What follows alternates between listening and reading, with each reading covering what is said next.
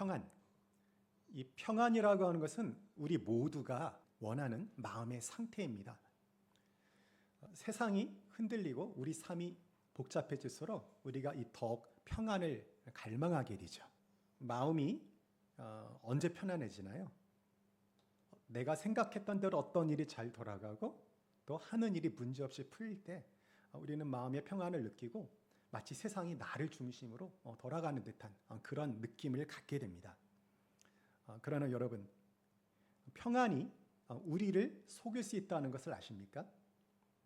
예레미야 6장 14절을 보게 되면요, 그 당시 선지자들이 어떻게 했어요? 이스라엘 백성들에게 평안하다, 평안하다라고 그렇게 이야기를 했어요. 그럴 때 하나님께서 뭐라고 예레미야 선지자를 보내서 말씀하셨습니까? 그들에게 파멸이 가깝다고 경고를 했어요. 그들이 겉으로 볼 때는 평안한 것처럼 보였지만 그 평안이 어떤 평안이었습니까? 하나님과의 깨어진 관계 속에서 자신들이 평안하다고 믿은 거짓 평안이었죠. 오늘 우리는 이 거짓 평안이 주는 위험성에 대해서 한번 생각해 보려고 해요. 오늘 본문 사사기 18장 7절이 어떻게 기록되어 있습니까? 우리 한번 같이 볼까요? 시작. 이에 5사람이 떠나 라이스에 이르러 거기 있는 백성을 본즉 염려 없이 거주하며 시돈 사람들이 사는 것처럼 평온하며 안전하니 그 땅에는 부족한 것이 없으며 부를 누리며 시돈 사람들과 거리가 멀고 어떤 사람과도 상종하지 아니함이라. 지금 누구하고 멀리 떨어져 있다고 했어요? 시돈. 시돈은 그 당시 강력한 도시국가였어요. 해상 무역과 강력한 군사력으로 번성하던 도시였는데 라이스 사람들이 평안을 누렸다고 하는데 그들이 평안을 누렸던 비결이 무엇입니까? 이 강력한 도시국가인 시돈으로부터 거리가 멀리 떨어져 있어가지고 안전하다고 느꼈던 것 같죠. 결국은 뭐예요? 고립으로부터, 다른 지역으로부터 멀리 고립되어 있는 그 상태를 통하여 그들이 평안을 누렸어요. 그러나 그들이 믿었던 평안은 진정한 평안이 아니었습니다. 고립과 스스로의 어떤 그 노력에 기반한 평안은 매우 취약합니다. 그것은 사실은 거짓 평안이에요. 오늘 많은 현대인들이 언제 편안함을 느끼죠? 다른 사람들과의 관계보다는 혼자 있을 때 평안함을 느낍니다. 그래서 누구하고 같이 밥을 먹는 것보다 혼자 밥을 먹는 게 더 편해요. 그래서 직장에서도 동료들과 같이 가는 사람도 있지만 어떤 사람들은 혼자 빠져나가서 혼밥을 해요. 그렇죠? 그리고 언제 마음이 제일 편해요? 모든 일 다 마무리하고 자기 방에 혼자 누워서 아무도 방해받지 않고 휴대폰을 딱 켜게 될 때, 그때 마음의 평안을 누리는 사람이 의외로 많이 있습니다. 물론 이런 것들이 하나의 세상의 추세이고 그 자체가 잘못되었다고 할 수는 없지만 우리가 다른 사람들과의 관계를 피하고 점차 고립되고 이런 것이 하나의 삶의 방식으로 고정되게 되면 어떻게 됩니까? 우리가 심리적인 고립으로 이것이 연결이 되게 되고요. 나중에 어떻게 돼요? 마음이 많이 아프고 어려워집니다. 오늘날 현대인들이 다른 사람들과의 그 관계를 단절하고 혼자 보내는 시간이 많아짐에 따라 정신과가 붐벼요. 진짜 가면은 정신과에 줄 쫙 서 있습니다. 멀쩡해 보이고 말끔하게 양복 입은 사람들이 쭉 앉아 있고요. 학생들도 엄청나게 많이 앉아 있어요. 그런데 사람들과의 관계의 단절이 우리에게 이런 어려움을 가져온다고 한다면 하물며 하나님과의 관계의 단절은 우리에게 얼마나 더 큰 위험을 가져다 주겠습니까? 다른 도시 국가와의 어떤 관계의 단절을 통해서 평안을 누렸던 라이스가 순식간에 무너졌던 것처럼 하나님과의 관계를 소홀히 하게 될 때 우리가 안전이라고 평안이라고 생각했던 그 삶의 기반도 언제 순식간에 무너질지 모르는 일입니다. 성경은 우리에게 이렇게 경고를 해요. 시편 127편 1절입니다.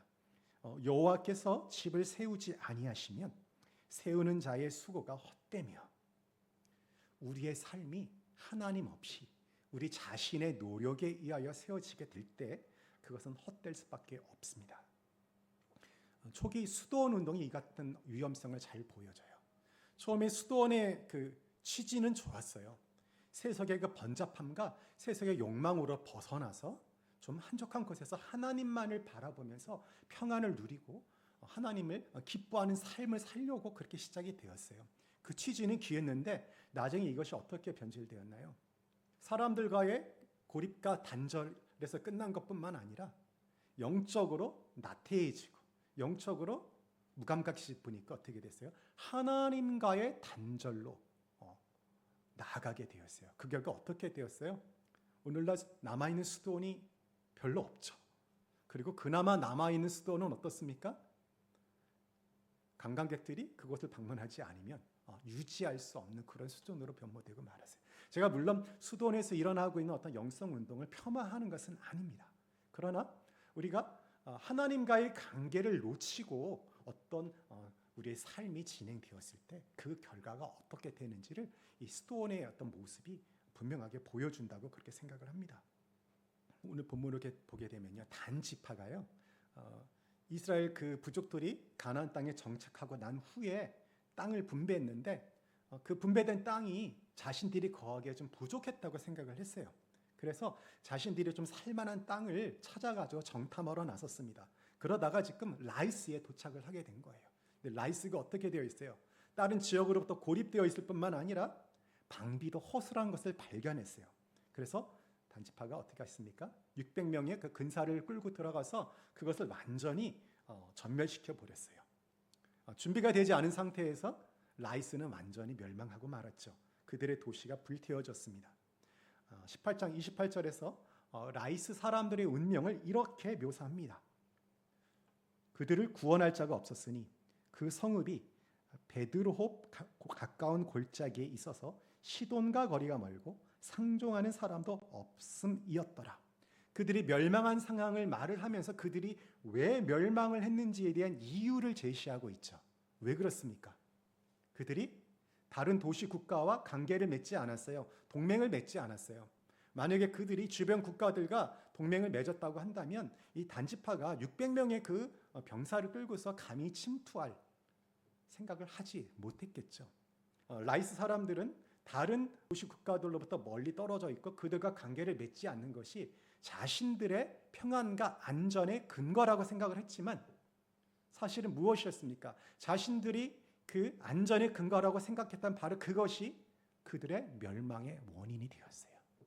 이 얼마나 아이러니컬한 상황입니까? 여러분, 그들이 멸망하는 장면을 한번 떠올려 보세요. 그들이 평안에 취해 있었어요. 그럴 때 공격에 무기력하게 무너져 내렸죠. 성경은 우리에게 진정한 평안이 어디서 오는지를 가르쳐줘요. 이사야서 30장 15절은 주 여호와 이스라엘의 거룩하신 이가 말씀하시되 너희가 돌이켜 안식하면 구원을 얻을 것이요. 돌이키라고 말을 합니다. 우리의 삶의 관성에서 세상의 생각을 쫓고 나의 생각과 나의 경험을 추종하는 그 삶에서 돌이키라고 말을 하고요. 잠잠하고 신뢰하여 힘을 얻을 것이거늘. 하나님 앞에 우리 소리를 내는 것이 아니라 우리 생각을 주장하는 것이 아니라 하나님 앞에 잠잠하게. 잠잠하는 말은 무슨 말이에요? 하나님 말씀에 귀를 기울이란 말입니다. 그러할 때 우리가 힘을 얻게 되고 그런데 어떻게 해요? 너희가 원하지 않는다고 이야기를 하고 있죠. 많은 사람들이 현대의 그리스도인들이 믿음은 있다고 하면서 하나님 앞에 잠잠히 그분의 말씀을 듣고 그 말씀을 순종하는 자리로 나아가기를 주저하거나 그것을 회피하고 있어요. 진정한 평안은 오직 하나님께서 주시는 것이고 그분이 주시는 힘만이 우리에게 다가오는 어떤 어려움과 고난을 돌파할 수 있는 그런 도구가 됩니다. 우리 중세 가톨릭 교회를 한번 생각해 봐요. 당시 교회는 어땠습니까? 세속의 권력과 결탁하여서 사실은 세속의 권력과 맞서가지고 오히려 승리를 했어요. 그 세상의 모든 권력, 종교 권력뿐만 아니라 정치 권력까지 경제적 권력까지 다 독점했던 것이 바로 중세의 가톨릭입니다. 그런데 그들이 어떻게 되었습니까? 자신들은 그 안에서 안전하다. 그리고 그 상황이 평생 지속될 줄 알았을 거예요. 그런데 어떻게 되었습니까? 종교 개혁이 일어나서 그들이 안전하다고 믿었던 그 외적인 그런 평안의 근거들이 사실은 얼마나 허약했던 것인지를 여실히 드러내지 않았습니까? 우리도 마찬가지입니다. 만일 우리가 의지하는 것이 하나님이 아니라 내가 갖고 있는 재산, 내가 갖고 있는 아파트, 내가 갖고 있는 어떤 상황, 내가 땅에서 쌓아올린 어떤 것이 내 마음의 안전과 안정을 가져오는 중요한 근거가 된다고 한다면 나중에 어떻게 될까요? 그것이 혹시라도 내가 예측하지 못했던 상황에서 무너져 내리면 우리 안전의 근거는 완전히 무너져 내리지 않겠습니까? 그래서 그것에 의존하던 사람들이 그것이 무너져 내렸을 때 다시 복구될 소망이 없게 되었을 경우에 그들이 마음이 무너지고 인생이 무너지고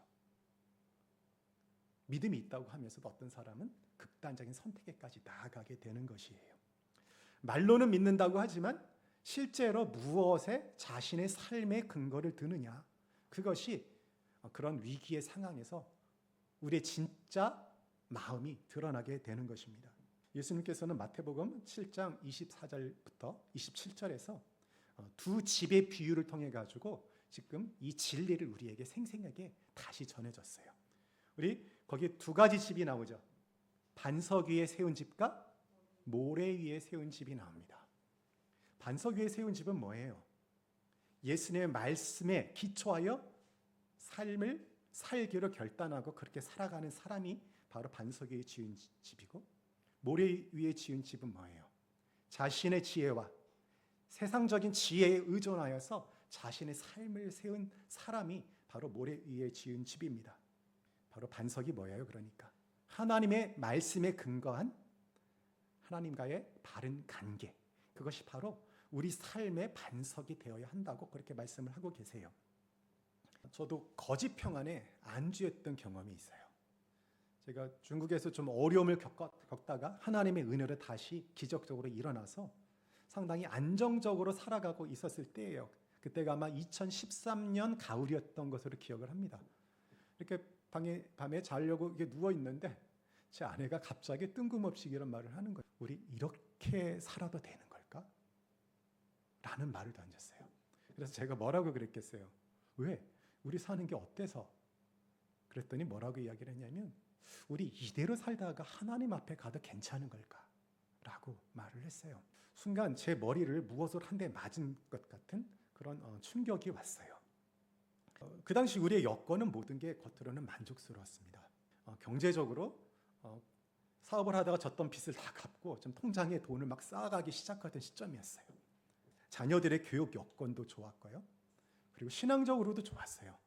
제가 교회 청년부를 이끌고 아이들 제자 훈련하면서 또 설교까지 하면서 아내도 동일하게 캠퍼스에 나아가서 유학생들에게 복음을 전하고 우리가 평신도 선교사로서의 삶을 살았습니다. 게다가 몇 명의 열의가 있는 그 선교사 자녀들을 저희가 데려다가 그 아이들이 앞으로 어떻게 공부를 해나가고 개척해 나가야 될지 도움을 주던 상황이었어요. 모두가 부러워하는 상황이었어요. 세상적으로 남들이 말하는 명예나 그런 지위는 아니지만 북경에서 삶을 살아가는 사람들이 모두가 부러워하는 그런 상황에 있었습니다. 겉으로 안정된 삶을 살아갔지만 곰곰이 생각해 보니까 결국은 하나님께서 그 상황을 우리를 허락해 주셨지만 하나님께서 허락하신 그 상황을 의지하고 살아가고 있더라고요. 내 마음이 평안했는가 봤더니 문제없이 달마다 안정된 수입이 들어오고 걱정거리 없으니까 살아가는 것이었지, 우리가 온전한 하나님에 대한 헌신, 전적으로 하나님만을 의존하는 삶을 살고 있지 않다는 것을 알게 되었습니다. 그게 우리에게 큰 도전이 되었어요. 그렇다면 우리는 어떻게 해야 하나님께 전적으로 헌신하고 하나님만을 의지하는 삶을 살 수 있을까라는 고민 속에서 저희가 하나님의 인도하심 속에서 신학의 길을 걷고 지금 여러분들 앞에 제가 서 있게 된 것입니다. 우리가 삶의 기초를 잘못 두게 되면 그 삶의 기반이 약하기 때문에 언제든지 그것이 흔들리고 무너질 수가 있습니다. 라이스 사람들처럼 허망한 것에 인생의 뿌리를 두지 마시고 예수 그리스도라는 참된 반석 위에 여러분의 삶을 세우시기 바랍니다. 그런데 여러분, 그 라이스 사람들의 이야기가 단순히 성경에 나타난 과거의 사건만이 아니죠. 사실은 오늘날 우리들의 이야기이기도 합니다. 우리가 하나님을 믿어요. 입술로 그렇게 고백하고 우리가 예배에 나와 예배에 참석도 하고요. 때로는 기도도 하고요. 살아가요. 그런데 우리가 잘 몰라요. 평상시에는. 그러니까 저희들처럼요. 헌신의 모양도 있기 때문에. 그런데 우리가 좀 가던 발걸음을 멈추고 곰곰이 생각해 보면요. 사실은 내가 믿음이라고 생각했던 그 기반이 보이지 않는 곳에 보면은 내가 그래도 지금 경제적으로 큰 문제가 없으니까. 내가 현실 속에 갖고 있는 사람들이 생각하는 안정적 기반이 있기 때문에 사실은 그 평안을 누리고 신앙도 가져가는 것이지. 만약에 그 기반이 없다고 한다면 내가 갖고 있는 그 신앙만 가지고 내가 이런 지금 평안을 누릴 수 있을까라고 질문을 한다고 한다면 그것에 대해서 쉽게 예라고 대답할 수 있는 사람은 저는 많지 않다라고 생각을 합니다. 겉으로는 신앙의 모습이 있지만 사실은 중요한 결정을 내릴 때 무엇에 따라 결정을 내려요? 내가 갖고 있는 가치 기준, 나의 경험, 또 많은 경우에는 세상이 우리에게 불어넣은 세속적인 가치관에 의해서 우리가 결정을 내릴 때가 너무도 많습니다. 그런데 이런 생활이 지속된다고 한다면 사실은 언제 무너질지 모르잖아요. 실제로 그 무너지지 않고 그것이 무너지려고 하는 어떤 위험이 가까이 다가왔다는 것은 사실 저는 어떻게 보면은 그 본인에게는 힘든 일이고 참으로 회피하고 싶은 일이지만 하나님께서 저 사람 사랑하는구나라는 생각을 가질 때가 많아요. 왜냐하면 옆에서 볼 때 본인은 문제 없다고 생각을 하는데 제가 볼 때는 위태위태한 그런 신앙이에요. 그런데 그런 위기를 통하여서 문제를 통하여서 자신을 돌아보게 되면서 진정한 자신의 모습을 발견하게 되는 경우가 얼마나 많은지 모릅니다. 제가 이전 교회에 가까이 지내던 권사님 한 분이 있어요. 이분이 믿음이 괜찮습니다. 예배에 꾸준히 나오고요. 사업을 하세요.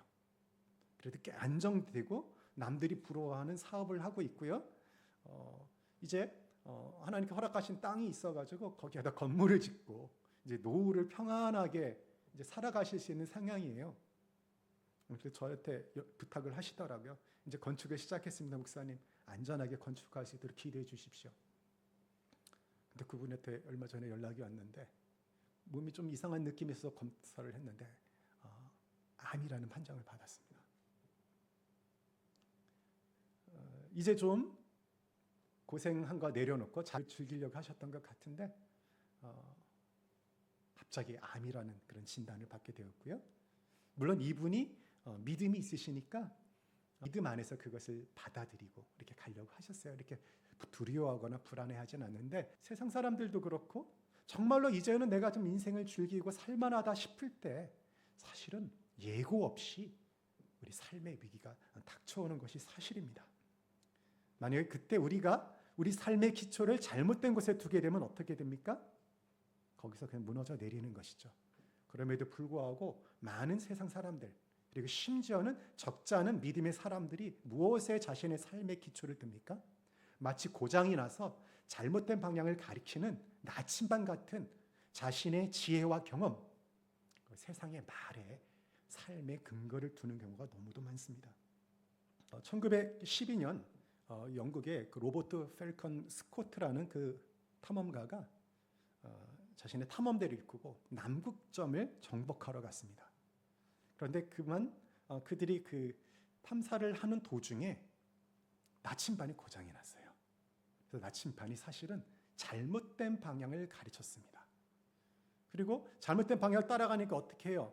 이게 좀 이상하다 싶어서 뭔가 중대한 결정을 내려야 될 시점이 있는데 나침반을 따라서 결정을 내렸는데 그것이 치명적인 오판이 되어서 결국은 탐사대가 다 전멸하는 비극이 일어났었습니다. 여러분, 무엇이 그런 결과를 맞이하였어요? 자신들은 그것이 방향을 올바로 가리킨다고 생각하였던 나침반이 고장이 내서 잘못된 방향으로 나아갔기 때문에 그들이 비극적인 그 상황에 처하게 된 것입니다. 우리도 마찬가지입니다. 우리가 잘못된 인생의 나침반을 가지고 살아간다고 한다면 그 나침반이 가리키는 방향을 따라서 살아간다고 한다면 우리는 결국 어떻게 됩니까? 원하지 않던 목적지에 도달하거나 아니면 항해 도중에 난파될 것입니다. 여러분, 이제 여러분에게 묻고 싶습니다. 내가 의지하는 평안은 어디에서 오는 것인가? 하나님과의 거리를 둔 그런 상황 속에서 평안을 추구하고 있지는 않은가? 아니면 하나님이 아닌 다른 것에 나의 삶을 의존하고 있지는 않은가? 지금 우리가 이 질문에 정직하게 반응해야 할 때입니다. 하나님께서 주시는 참된 평안을 우리가 누리기 위해서 참된 우리 삶의 기초이신 예수 그리스도 위에 여러분의 삶의 근거를, 삶의 평안의 근거를 두십시오. 라이스 사람들처럼 허망한 평안에 여러분의 삶의 뿌리를 두지 마십시오. 라이스 사람들의 이야기가 다른 사람들의 이야기가 아니라 저와 여러분의 이야기일 수 있다는 것을 기억하십시오. 하나님께서 지금 여러분을 다시 하나님의 말씀에 근거한 하나님과의 올바른 관계와 인도하심을 따르는 삶으로 초대하고 계십니다. 그 부르심에 지금 응답하여서 참된 평안을 누리시는 저와 여러분이 되시기를 주님의 이름으로 축원합니다.